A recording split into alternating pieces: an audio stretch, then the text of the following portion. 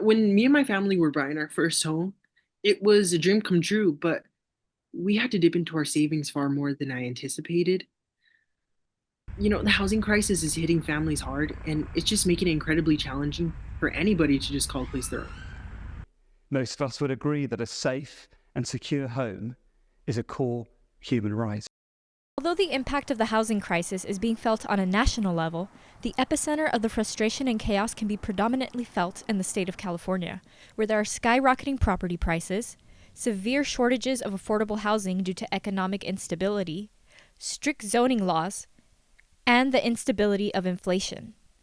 These have all created a perfect storm of challenges for potential homebuyers. California is the prime example of the dire consequences of a housing market in disarray, with residents facing insurmountable barriers to home ownership and stability. I'm your host, Emily A. Gonzalez, and today let's investigate the issues behind the housing crisis and look for potential solutions.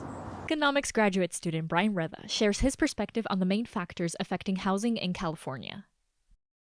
Scarcity has had a significant impact on the housing crisis, as demand for houses right now far exceeds the current supply available for said houses, thus making the pricing go up very much for all those houses. Economic instability also has quite an impact on housing, especially on the lower incomes families that would already struggle beforehand to afford a house. Now it becomes more of an impossibility for them rather than something to strive for.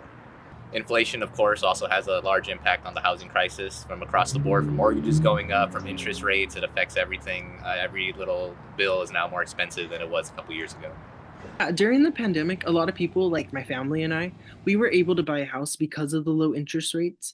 But now interest rates are super high, so it's hard for people to not only buy homes, but also sell them. People just can't afford it, and inflation is a huge issue. Zoning laws also affect housing scarcity as they prevent houses from being built in certain areas, making the overall supply less from what is needed. Increasing affordable housing developments and revising zoning laws to expanding access to affordable financing options, what are the best strategies to ensure everyone has access to affordable housing? When it comes to solutions for the housing crisis, there are several things you could do in California to address it.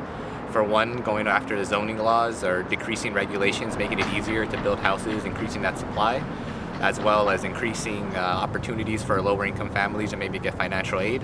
And again, increasing both the supply and the demand would help it out.